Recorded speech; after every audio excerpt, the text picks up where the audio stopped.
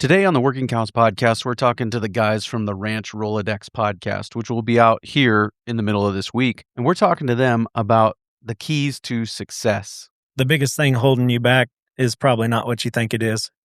We even did a Facebook post where we asked everybody, if we can wave a magic wand and fix something on your ranch or in your business or in your life, what would it be? And you see a lot of stuff like access to land, access to capital, mentorship, finances, time, all of that sort of stuff. But I think we realize that all those things are a symptom of not having a network of people that can help you through those things. And the importance of having the right team around you for going as far as you can. The possibilities are endless once you change your mindset. You cannot put a value on the relationships you build because of it. We learned so much. I've got to go back because there's no way I even remember half the principles. What came out of going to the school and the relationships and the people that we've met, I've been able to turn cattle out all over the country, and I would have never have done that otherwise. And also about how the things that you think are barriers for you probably aren't. I don't have enough money to go buy a ranch. I thought you always had to have all this stuff, and access to all this capital in order to do it. I thought you had to own the land. I thought you had to own the cattle. I thought you had to own all the infrastructure and all the overheads. And that's just not true. I make enough to make a decent living for my family just off of the ranch portion of it. And I don't own but a quarter of the cattle. All that and more on this episode 523 of the Working Cows podcast, brought to you by the Nebraska Grazing Lands Coalition, Dominium Wealth, Ranch Right, and 100th Meridian Ranching. Welcome to the podcast that gives producers a platform to discuss and share paradigm-challenging practices. Practices that have increased the effectiveness of their operation and the joy that their families have received from this lifestyle.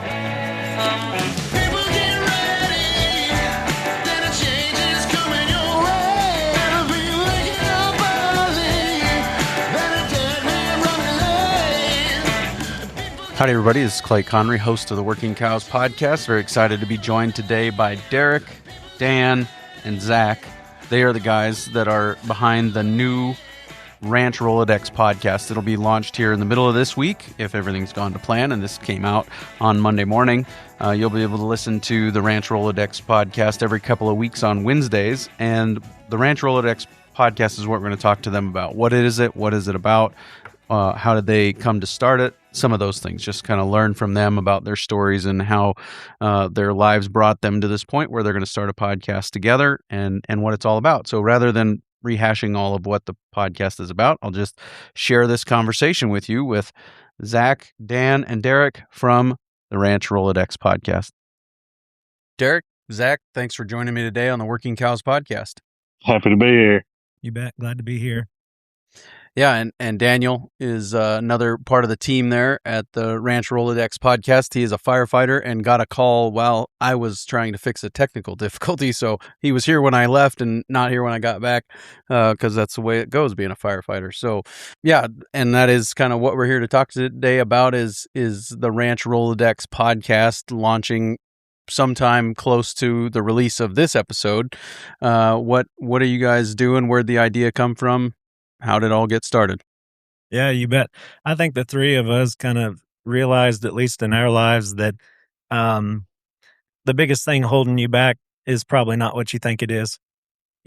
Well, we even did a Facebook post where we asked everybody, if we can wave a magic wand and fix something on your ranch or in your business or in your life, what would it be? And you see a lot of stuff like access to land, access to capital, mentorship, finances, time, all of that sort of stuff. But I think we realize that all those things are a symptom of not having a network of people that can help you through those things. And so we all got connected through Ranching for Profit and the Executive Link program.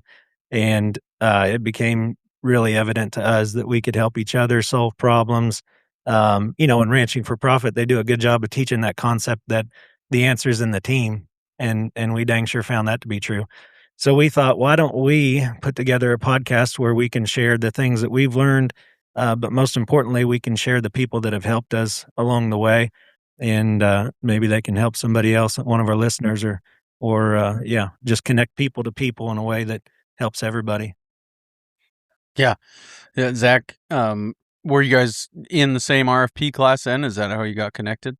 Emily and I went to Billings in the summer of 23. Derek was actually in the class with us. He was I don't even know if we spoke during it because there's 80 people in there and there's tables everywhere. And, but I know that while at RFP, my mind was kind of blown because it was a lot to take in.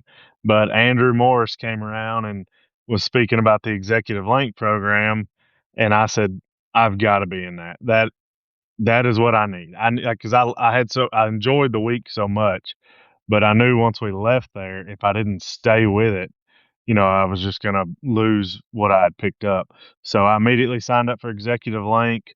Um, I don't know if Derek signed up then or if he waited and signed up, but Daniel and I got put on a board together a couple months later. He had went to a totally different RFP.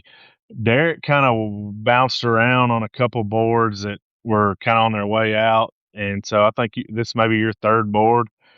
Is that correct? Yeah, second board, but you got that right. The board I was Second on board. was a lot of mature businesses that decided to phase out. Yeah, and so I recognize him immediately. I don't know why. I just have a good, I can remember just about every person that was in that class. I can remember their face. I may not know their name, but I know their face. And I knew when I saw him in Oklahoma City, he wasn't on my board on his first go, and I was like, I know him.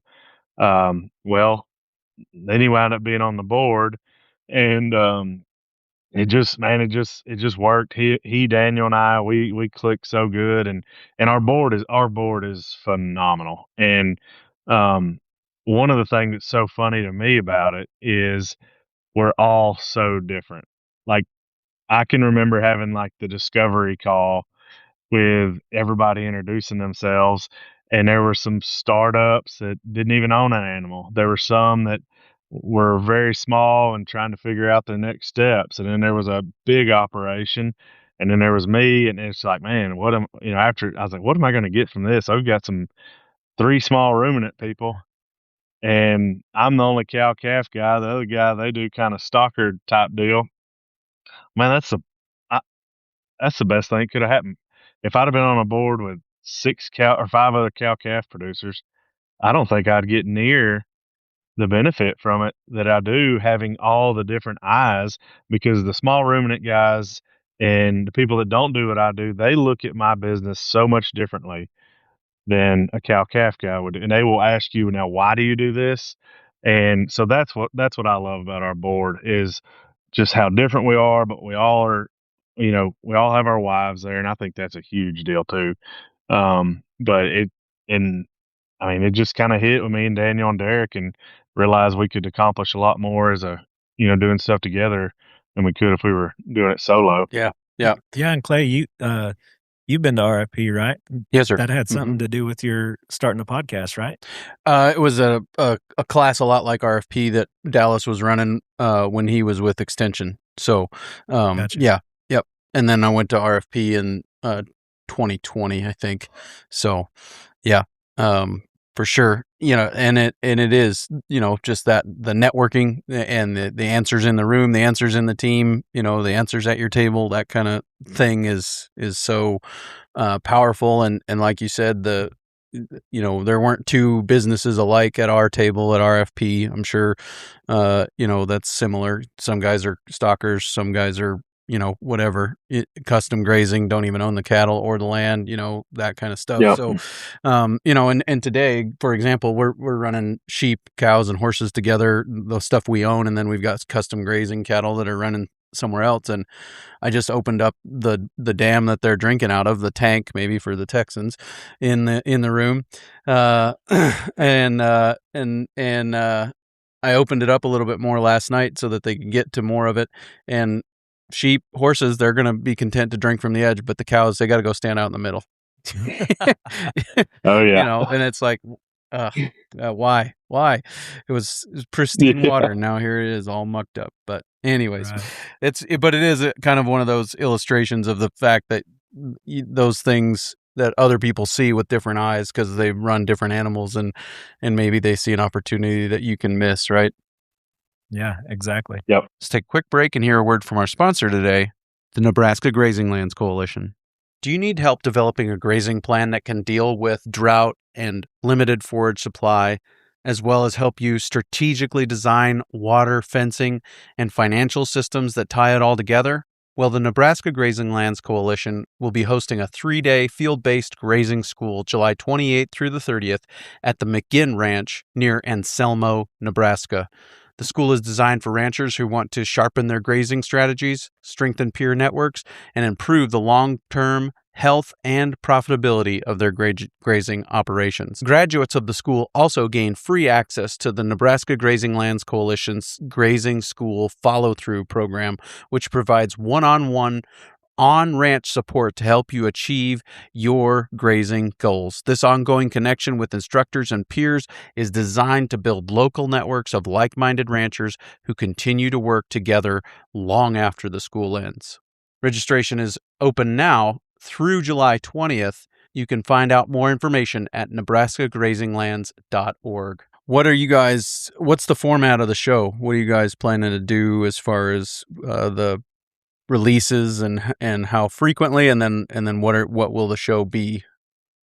Yeah, we recorded our intro, and listen, it's going to be real live. I mean, it was 11 o'clock on a Sunday night when, all the kids were finally in bed and the three of us could get together. And so, anyways, we've got a introduction to Dan and Zach and I coming out on the 22nd, and, similar to what we're doing here, just kind of talking about the different operations and why we got together and why we decided to, start the Ranch Rolodex podcast. And so that'll be coming out here this month. And then every 2 weeks we'll have episodes, and, we've got it lined up for people that, individually have helped us, and so we'll have some individual episodes, but then we've also got, folks that have collectively helped us, that, it'll be 2 or even 3 of us that we'll have a conversation with somebody that's impacted our lives or helped us solve a problem or given us an opportunity. And so that's the format. Is it's going to be sharing the people that have helped us with our listeners, and talking about new ideas and things that can maybe help our listeners get a leg up.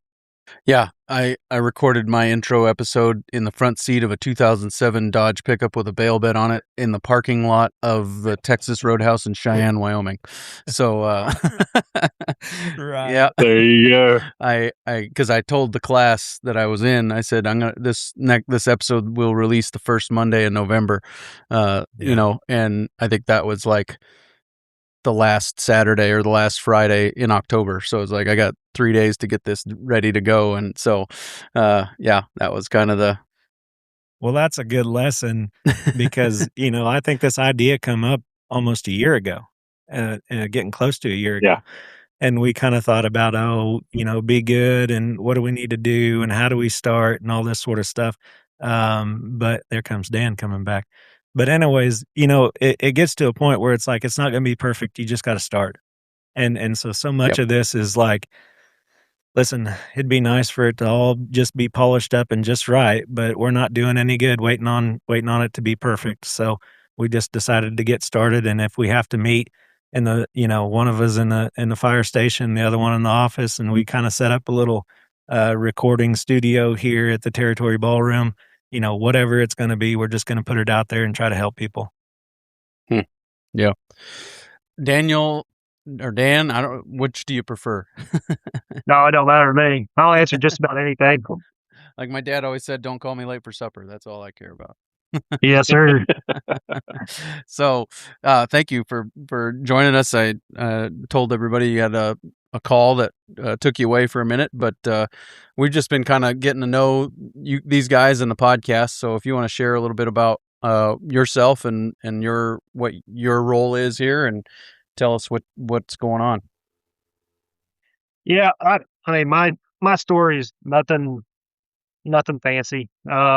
We growing up, we always had cattle back home in Northwest Oklahoma. I thought that's what I was going to do or that's what I wanted to do for for quite a while. Ever since I was little, I always just wanted to run cows.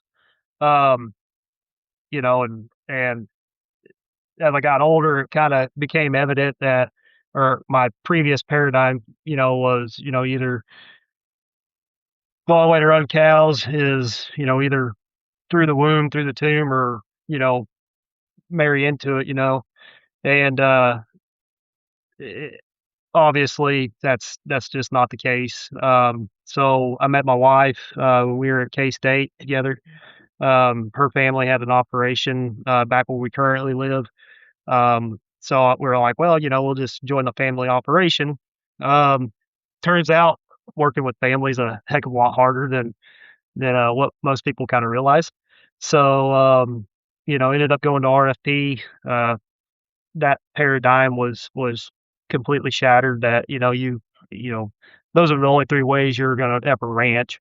So we split off of the family and started our own deal, and here we are. So, Derek and Zach asked me to be a part of this journey with them, and I'm really thankful for it. Just for the simple fact of, there's a lot of people that's definitely helped me get to where I am, and being able to help return that favor and do it for somebody else. That's my main objective of being on this journey with these two. So that's pretty much my story. Like I said, it wasn't anything fancy, but that's how I got to be where we're at today. No, thank you. Yeah, Daniel, I appreciate your perspective. Hey, it's Nick Costco of Dominium-Wealth.com. Did you hear me on episode 490 talking about how the infinite banking concept empowers you to take control of your money? Are you curious how your fellow ranchers are capitalizing on this concept? Did it leave you with some questions? You can get those questions answered at the Western Sustainability Exchange's Expanded Markets Conference, September 13th through the 15th in Columbus, Montana. I will be doing a breakout session there where we can dive into your questions. For more information on this event, check the show notes or visit westernsustainabilityexchange.org. Zach, you mentioned cow-calf, right? Is that what you're currently doing there in Texas? Yes, sir. I got started about 2009 or 10. I'm kind of a first generation guy. My grandpa had some cows. Most he ever had was like 40 or 50, and my dad, well, my grandpa, actually, I take that back. He grew up in what they call the piney woods, which is where we are. But they used to, before fences, just brand their cattle, and they just ran loose in the woods. And so at one time he had several hundred head just running loose, and you had a brand on them, which my grandpa passed his brand down to me about 10 years ago, and that was a pretty uh, pretty good highlight of my life, because my grandpa was, definitely looked up to him my entire life. And whenever he handed me down his brand and his branding iron that he had made in a blacksmith shop, it's hanging on the wall. And so that was pretty huge. But like I said, I'm kind of a first generation. Dad gave me one cow whenever I was about 6 years old, and I think she died whenever I was about 13. And whenever I was about 19, I got a small loan, about $15,000, bought some cows and leased a little place, and wasn't really that ate up with it then. Just was doing it and going to college, and kind of started to like it a little bit more and a little bit more, and just got to listening to so much negativity around here of people saying, "Oh, you can't make a living in the cow business. You can never." Well, I just kept hearing that, and I was like, you know what, I'm gonna do it. And started with 12 or 13 head. Now we're pushing closer to, throughout the summer and grazing season, I'll have up to close to 600, but throughout the most of the year, about 450, 460. And I never would have thought I'd have gotten to this point, and I really don't think I would have had it not been for, actually, starting to listen to your podcast several years ago and hearing RFP and all that. And it kind of, once we joined that and then the EL, the trajectory's just been unbelievable. And so my mindset was so closed I thought I had to lease every piece of ground I could find. I thought I had to do everything myself. I never would have thought of sending cows to graze, and um, man, just the expanding of the mindset and getting away from all the negativity and being around positive minded people that have tried different things and aren't afraid to try something new was really a game changer for me. And I kind of think that's one of the things that I'm passionate about with this project we're working on is, um, there's so much negativity in the cow business, especially which I say around here. It's not around here; it's everywhere. And I think that's what I love so much about the RFP culture is the mindset is just totally different, and everybody wants you to succeed. There's going to be people that listen to this podcast and ours that we know personally that they don't want us to succeed. Like they're gunning against us, and that's okay. Like you don't have to be on our side. We're we're working on building something, and we're pretty excited about it. And I think that's one thing we just want to let everybody know is the possibilities are endless once you change your mindset. Yeah, you don't have to be on our side if you're not for us, but you're not going to be on the team, and we're not going to give you a seat at the table. Yep. And we're not going to let you decide how we feel about the future either, right? I mean, I think that's important. Absolutely. And your circle is so important. Like I've got a circle of about 6 or 7 guys that I talk to almost daily, and man, it is so important to have those people that you can bounce ideas off of, and that want you to be successful and want it. Like the circle you keep is unbelievable to your success. Yeah, for sure.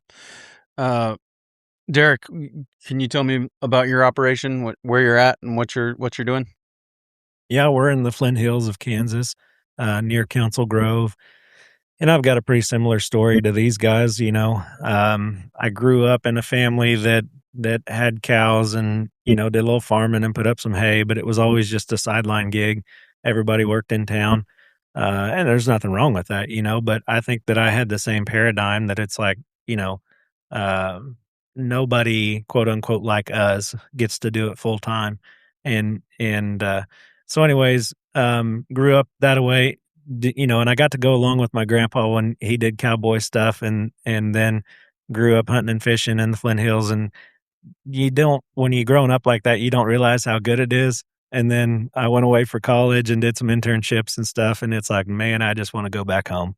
And so I did, come back home, and Carrie and I got married and started, putting some cows together. Her dad has some registered Angus and sells bulls and stuff. And so we kind of got started a little bit both ways, similar to Zach. It's like, I think there was an orphan calf one time that is like, if you can keep him alive, you can have him. And, you take that and trade it into another one, And her dad helped us start with some registered heifers. And, but then after that, I started getting interested in the range management and the grazing management, the business management, started going to grazing schools and getting into ranching for profit and some of the different continuing ed, across the board. And that's what's led us here to getting to know these guys, to realizing that there are people out there that have walked where you've walked, and been lucky enough to have folks that have done that help me. So we just want to help folks that are coming up behind and expose people to the network of people that have helped us. And what is the nature of your business now? What are you guys doing? What's your enterprise mix? Yeah, we've got some cow calf. We don't have very many registered cows anymore, which there's a story, specific to our business about why that happened. But anyways, we've got some cow calf. I think the heifer development thing is the thing that we enjoy the most and probably do the best. And so we do some heifer development, and then we do some custom grazing, both on the cow calf side and the heifer development side. And we've been taking in some dry cows in the wintertime. A lot of this Flint Hills grass is used pretty hard from May to August, but then it's dormant the rest of the year. So if we can get a lease, we'll bring some dry cows in the wintertime and just supplement protein and go from there. But that's what we're doing right now. And Flint Hills, is that southeast Kansas? Is that right? No, that's where my wife's from. Okay. Southeast Kansas. All right. We're in Northeast Kansas, and Northeast. I joke about that because I'm kind of partial to it. These guys know I'm kind of partial to Northeast Kansas. He will go off about the don't Flint get me Hills. started. That's his passion. That's Yeah. his baby. Yeah, he's like, don't you dare put me in that fescue belt. Oh my goodness, man! Yeah. I tell you what, it's the beginning of July. It's the most beautiful place on earth right now. The The Flint Hills. are green. Oh my goodness, yeah. All right. Great. Love it. Yeah. Well, it's usually we're brown by now, so I understand what you're talking about for sure. So, yeah. So you said that the content for the podcast will be kind of one or maybe up to all of you talking to somebody who's helped one or all of you. Did I understand that right? Yeah, that's right. And I think, we've kind of alluded to this a little bit, but the three of us are real good friends, and we've got some core beliefs, I'd say, that are the same that, is a requirement to be close friends with somebody. But other than that, we're really different, and have different strengths and different places of influence, and so then that will allow us to have different types of people on, the people that have helped us individually and also those that have helped us, kind of collectively. And just even talking about our stories, you know, I think, well, first it's like, it's good for us to say that we're not hooked up with anybody. We're just telling you how it is. And it just happens to be that we've all taken Ranching for Profit. The three of us are in the Executive Link program, and it's been extremely helpful to us. And so there's that. But, we all come to it different ways. Zach said first time he ever heard of Executive Link, he was like, man, I got to be in there. I got to do that. And I think with our business, I always thought, oh, we're not quite big enough for something like that.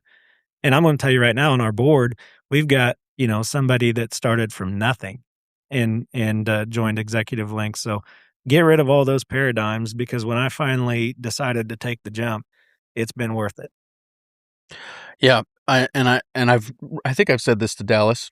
If I haven't, I guess I can ask forgiveness later. But I've told him, I said, I think the value of Ranching for Profit, and it's incredibly valuable as a standalone school, but the value of Ranching for Profit is that it qualifies you to get into Executive Link. Yeah, absolutely. That's right. And the people.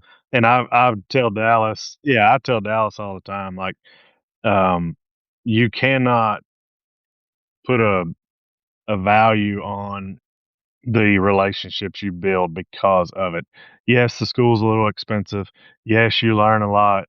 We learned so much. I've got to go back because there's no way I even remember half the principles. But what came out of going to the school and the relationships and the people that we've met, I've been able to turn cattle out all over the country, and I would have never have done that otherwise. The relationships, the friendships, like it's second to none, and all that came from going to RFP. And I've told him multiple, I don't think you sell that enough of it is what comes besides just the knowledge. Yeah. And that's the same in my experience. The first time I went to the class was in 2019. I remember about day 2 or 3, somebody stood up and said, we've all been locked in a room for 3 days now, and nobody has complained about the weather, and nobody's complained about the markets. Nobody's trashed their neighbor. It's just a bunch of people that want to take accountability for what they can control and make their lives and everybody else's lives better. And so, and there's just something to getting in those rooms, like those are the people you want to be around. When John Haskell started his Ranch Right business, the accounting and bookkeeping business that he has, he took his clients to one of Wally Olson's marketing schools, and I paid to go. I wasn't a client of his at the time, but I knew they were going, and I paid to go because that's the type of people that I want to be with, and I'll gladly go pay and be with them. And so, anyways, I hope that that's something that we can share kind of with our listeners and that they can experience, is like, man, you have got to surround yourself with people that are going to help you, and it's not just like a take relationship, like we're all trying to help each other type of deal. Let's take a quick break and hear a word from our sponsor today, Ranch Right. There are 3 guarantees in life: death, taxes, and paperwork. Ranch Right LLC can help you avoid one of them. If you're a successful business, you're probably paying some taxes, but that doesn't mean you have to be stuck inside preparing your paperwork for the accountant. Enlist the team of financial experts at Ranch Right LLC to get you back outside doing more of what you love. They are committed to providing you with actionable financials so that you can build a profitable business and create generational wealth. While some things in life are inevitable, being mystified by your numbers doesn't have to be one of them. If you are ready to entrust the paperwork to a team that actually enjoys this type of stuff, then visit ranchrightllc.com and get back outside to doing more of what you enjoy. There's a couple of things that everybody here, I think, has mentioned that I'd like to focus on a little bit. One of them is that idea of it's not a zero-sum game, right? Like, this is just because I'm succeeding doesn't mean somebody else can't, and just because somebody else is succeeding doesn't mean I can't. That's Right. and that's a paradigm. So it's connected to the other thing that I want to talk about is the paradigms, right? You guys have all mentioned we had a paradigm that held us back from going forward. So maybe talk about that. Talk about how the paradigms are, what you guys are doing to challenge those paradigms or to become aware of the paradigms that are holding you back. How does that process work for you guys? Like I said, my main paradigm at the beginning was like, I don't have enough money to go buy a ranch. I thought you always had to have all this stuff, and access to all this capital in order to do it. I thought you had to own the land. I thought you had to own the cattle. I thought you had to own all the infrastructure and all the overheads. And that's just not true. I make not a whole lot, but I make enough to make a decent living for my family just off of the ranch portion of it. And I don't own but a quarter of the cattle, whether that's the custom grazing, the custom calving that we do, profit share on some heifers, just things like that. And anybody, like I don't work full time at the ranch. Obviously I'm sitting here at a fire station today. But it's a start to an end. Like, this might not be the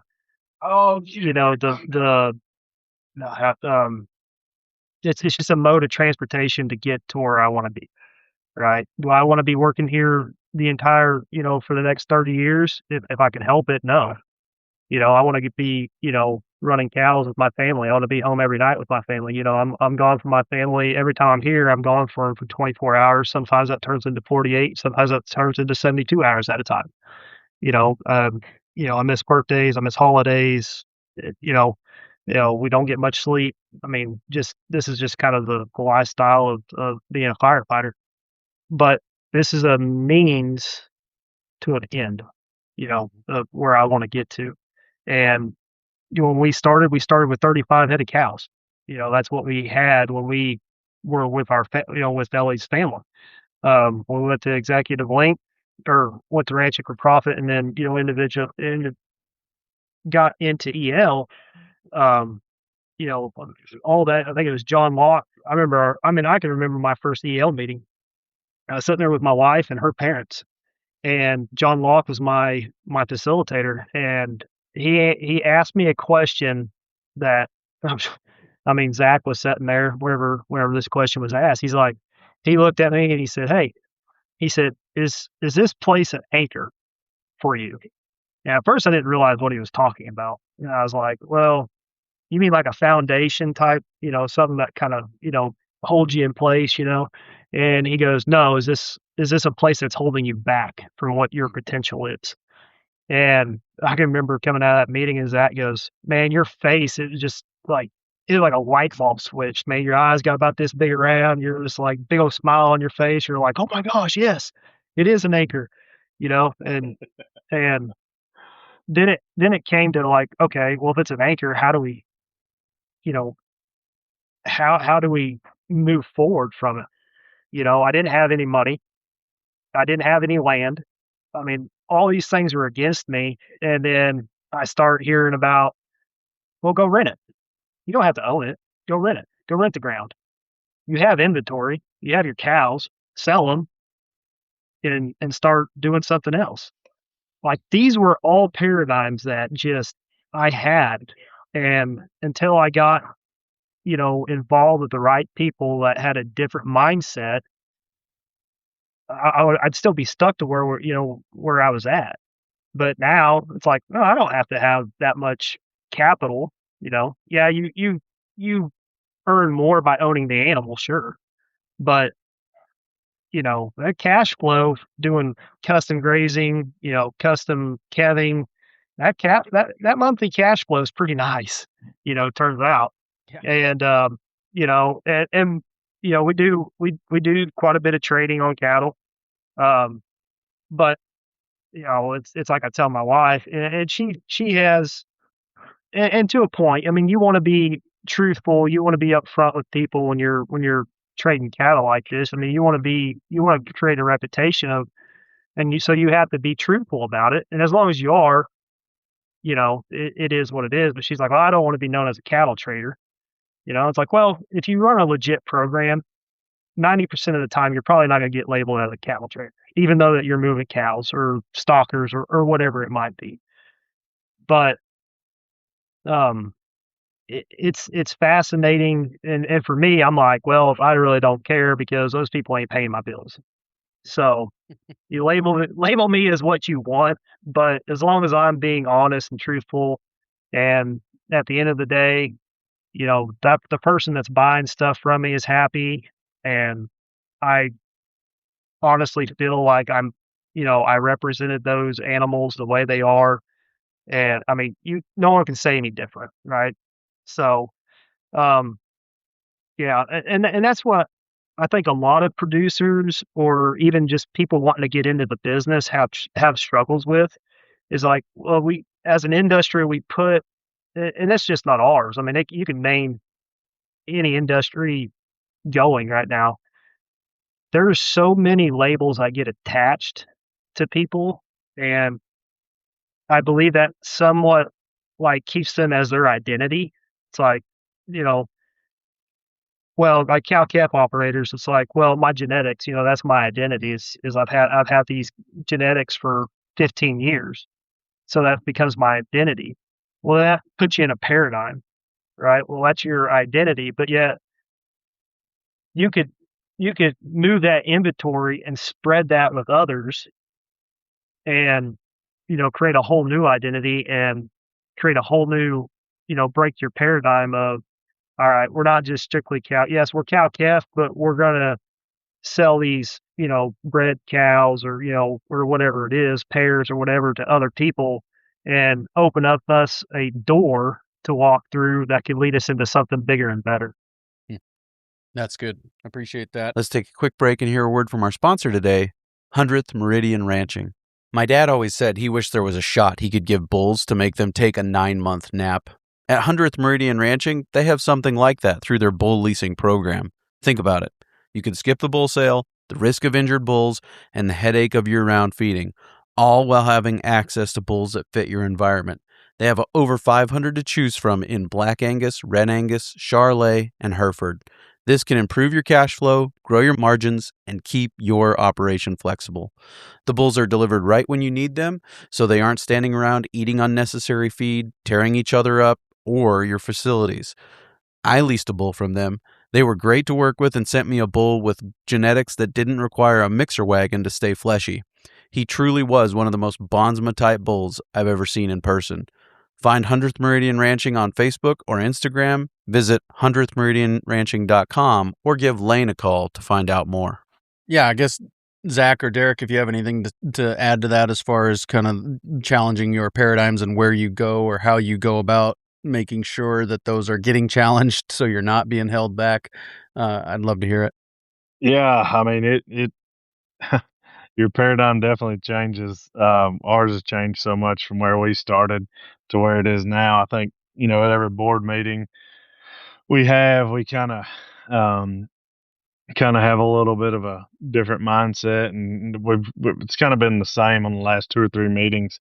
But I will say one of the coolest things I've seen at EL, I think it was a year or two ago. One of the ranch presentations was done by a guy named Sam Kennedy, and he was in EL for a lot of years. He's got a pretty cool operation over in the eastern part of the United States. But when he did his presentation, he put up every single like action plan and paradigm on the wall in there where we were doing our ranch presentation, and just see how much it changes from the first to where he was then is like, I mean, we hadn't been in EL as long as he has, but we could do the same. Ours has changed so much. And I think you just, as you grow and you make connections with people, like it gets bigger and bigger. And the goal is changed so much that I think that's kind of one of the things that I think we want to touch on quite a bit is just, whenever, on the podcast is like, keep setting your sights high and shooting high, and don't Yeah. settle. Well, you said it earlier, Zach, that you need to go through RFP again, because you can't remember all the principles, and that's one reason. But there's another Yep. reason. You're not the same person you were the first time you went through it, and your business isn't the same business it was the first time you went. Absolutely. So you'll hear it totally different. It'll be a totally different class than it was last time. Yeah, and I So- think that's there was an awful lot of paradigms that I have had through the years that these guys and others have helped me break, and I think one of them was that ranching for profit is not like out of line expensive. It's an investment, and you got to be away from the ranch for a period of time, and so it's not exactly an afternoon class that you can get to real easy.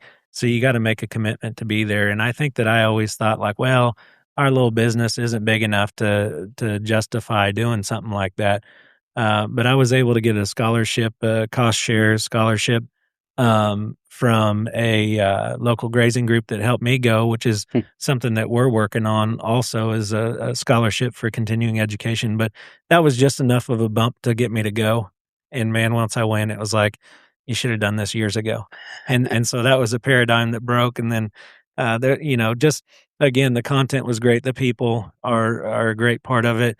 The same thing with Executive Link. I waffled on Executive Link for a year or two because I thought, man, like that's probably for a lot bigger family ranches than what we got going on. But again, it's like once I got into it, it was like, I should have done this earlier. And then just, not only from Ranching for Profit and Executive Link, but just from all the people that you meet when you start kind of putting yourself out there and trying to learn and grow a little bit. Our operation has changed a lot from owned cattle to custom cattle to, whatever enterprise we might have. There's just been a lot of paradigms that have shifted there. And I think as you go, you kind of hammer down your mission and vision about what it is I actually want. What are the things that actually make me satisfied? And what things do I need to shoot for? And what things am I okay giving up? So yeah, there's been a lot of paradigms that have got shattered in my journey. Yeah. And this might be awkward, but you guys have been through Executive Link, so you're used to awkward, I think. But I don't know what's more awkward, having somebody else talk about you or you talking about yourself. So I'm probably going to opt for the former rather than the latter. But one of you mentioned, I think it was Derek that mentioned that you guys all have different strengths, and kind of different things that you're good at or whatever. So I just want to give each of you an opportunity to share what the other two are good at and what kind of those strengths are, if you're okay with that, and talk about how that makes this work, or what makes that board special because of the diversity of strengths. Is that all right? You bet. Yeah, and I'll go first. That way the pressure's on those two. So to me, one of the greatest things about Daniel is what he can do with the grazing. And like, you can give Daniel a map of something, he will have grazing plan, water infrastructure. He knows the grasses. He knows how to read all of that. And to me, that is so awesome. And I think that's one of his huge strengths is because what he's done on lease property is something I would never even think would be possible. And my brain does not work like that. And I just think it's so. We did our ranch tour at their place a couple weeks ago, and I just him and his wife, what they've done is just unbelievable to me, and I'm so like I don't want to say jealous because I'm not jealous. Like I'm so grateful to know that's his strength is like that's what he brings to the table, and they have done so awesome at that. He's also great at running numbers. Like when he goes and buys cows, he can sit there in the barn and oh man, this might be a deal. So he runs his cattle square that we've all been to Wally school, and he'll send Derek and I a text like, "Hey, I think this is the buy." And so like when we're putting together heifers or bull kit, whatever it is, like he's so quick at that, and his grazing ability is unbelievable. And so I just want to give him kudos on that. And then Derek, he's a freak in the sheets when it comes to Excel. And if you want to run some numbers on some stuff, he is your guy. Like Daniel and I can send him something. And what do you think the cost of this will be or this? You give Derek a little bit, and he's gonna have it all broke down. It's way above my head. So I when we're talking all that stuff, I just kind of let those two go back and forth, and then I get a summary of it because what they can do in the details is they're so far above me. It's unbelievable. Great. Thank you. Who's next?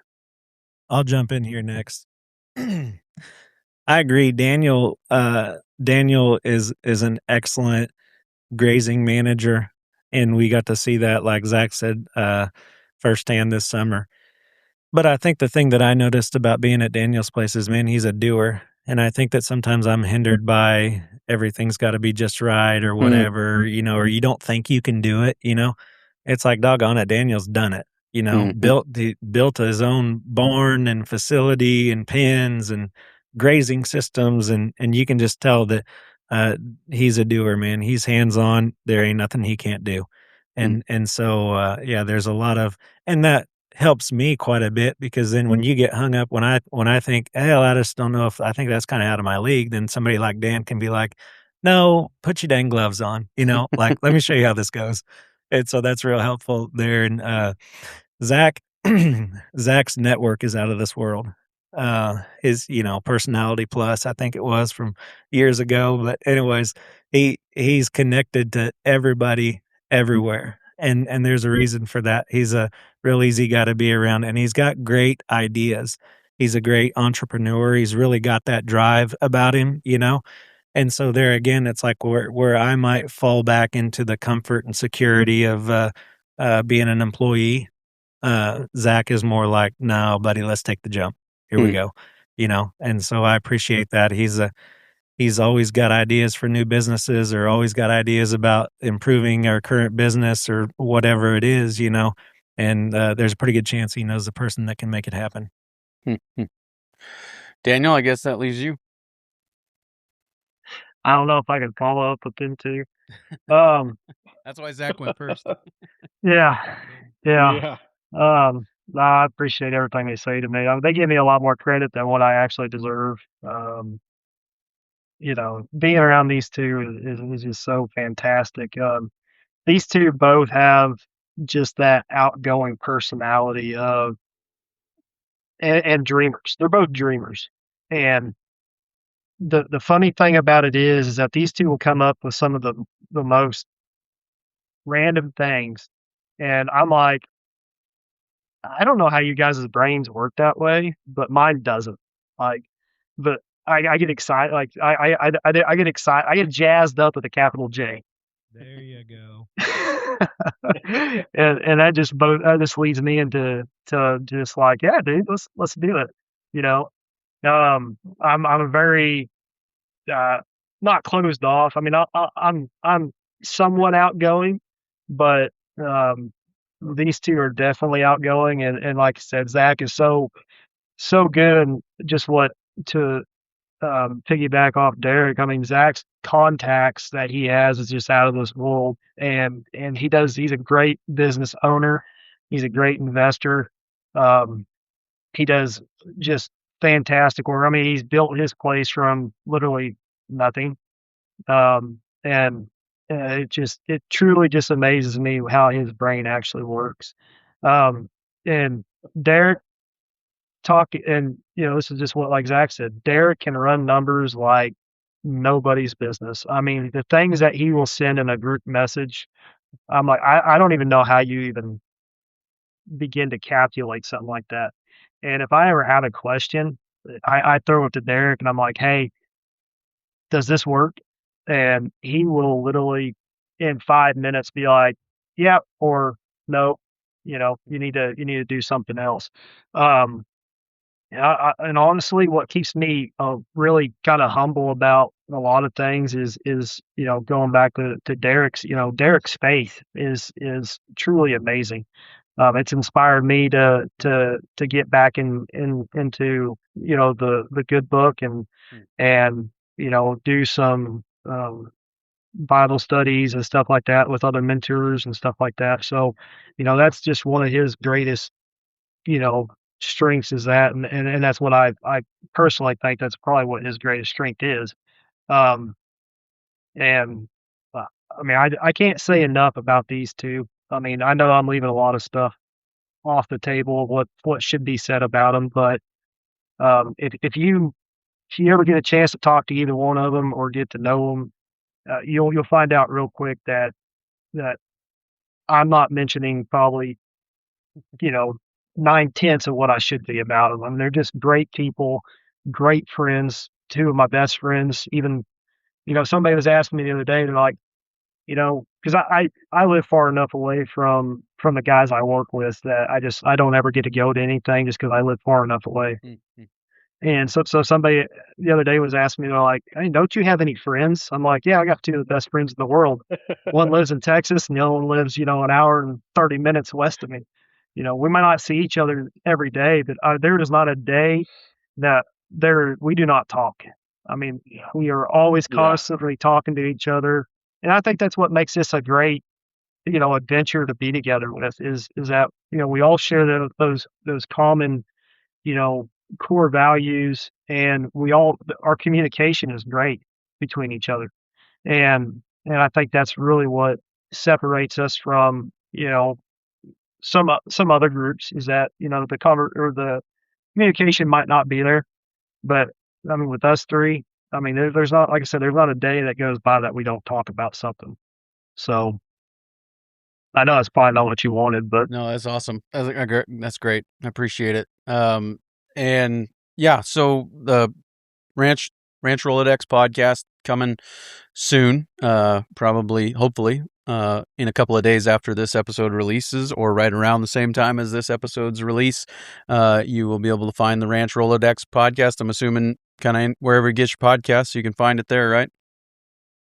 Yeah, it'll be on Apple, Spotify, YouTube, all the places where you find it. And you guys going to be episodes every couple weeks on Wednesdays? That's the idea? That's the plan right now. Yep. And do you have some already kind of in the can, recorded, ready to go? Well, we've got a bunch of them lined up this week, so okay, call back in a couple days and we'll have them.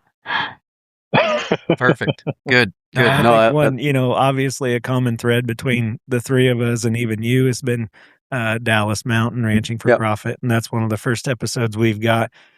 And I think, kind of like we've talked about here, it's we've got a unique opportunity not to just interview him and ranch management consultants, but also talk about our experiences with Ranching for Profit and Executive Link. Yeah, great, very good. Guys, any last words? Anything you want to say before I let you go? I just want to say thank you for having us on, and we've been listening to you for years, and it's just it's an honor for you to have us on here, and we appreciate everything you've done in the space for agriculture and everything. Thank you. Appreciate that. Yeah, that's right. You're 9 or 10 years in this deal? I think it'll be 9 years in November. Very good. You've been here for a while, and yeah, same deal. Thanks for doing it. Thanks for kind of paving the way that we can, come along and do something similar, hopefully. And, we just had our EL summer meetings, and it was said there, the thing that we're trying to do was said there by our facilitator when he said, everybody needs to have 6 friends. You need 2 friends that you can look up to and learn from, You need 2 friends that are walking beside you that you can encourage and they can encourage you. And you need 2 friends that are coming behind you that you can invest in. And I think that kind of embodies what we're trying to do with the Ranch Rolodex. Nice. Daniel, any last words? Yeah, again, we appreciate you having us on. Whenever Derek told me that we were going to have this with you, I was like, man, I listen to this guy's podcast all the freaking time, and I'm actually going to get a seat, even though we're not in person. But hey, I'm down. So I joke with these 2 a lot, just because they've got that, like I said, they've got that outgoing personality and know everybody. I'm like, yeah, I'm just a passenger princess. I'm just along for the ride, you know. Well, He's more than that. We're live from the mudroom here, so yeah, pretty glamorous. Hey, I'm just happy to be associated with such thing, man. I mean, it is an honor to be on your podcast, and just, I mean, even if I wasn't, just getting to meet you and talk to you, I mean, it is truly an honor because, like I said, not that I'm not the most outgoing, but it's really cool to be able to meet people that, you know, you've either A, listened to, or B, is doing something incredible, and you get a chance to talk to them. And, you know, that's basically what you've done with your podcast is, I mean, I've reached out to people that you've had on and asked questions, and, you know, those people gave me the time, the day, even though they probably shouldn't have. But I honestly wouldn't have known if it wasn't through your podcast. So, you know, I want to personally thank you for that. That was. Like as I say often, all glory to God, right? And he's been abundantly kind to me in the 9 years I've been doing this, and obviously the guests have been too. You know, they've been willing and they've said yes, and didn't have any reason for any of them to say yes. Still don't. You know, when I reach out to people that, you know, have been doing this for decades, you know, and they're just willing. So that's been great. But you guys, thank you for doing what you're doing. I appreciate it. I'm looking forward to the podcast, and thank you for your time today. Yes, sir. We appreciate you. Thank you very much. Very good stuff there with the guys from the Ranch Rolodex Podcast. Encourage you to keep an eye open for the release of that. I think it's coming Wednesday, and you heard a little bit about their plans for the show. Sounds like a great show centered on how to find and get the most out of those mentorship relationships. So encourage you to make that a part of your regular podcast rotation. Coming up next week on the Working Cows podcast, got a couple of different directions we may go, and you're going to find out along with me where we end up landing on that. So we'll see you again real soon with another episode of the Working Cows podcast. We invite you to visit workingcows.net to subscribe to the show via iTunes or Stitcher. You'll also find detailed show notes pages, resources from our guests, and the industry leaders who have influenced them. For more ideas on putting your cows to work for you in a more profitable way, tune in next week.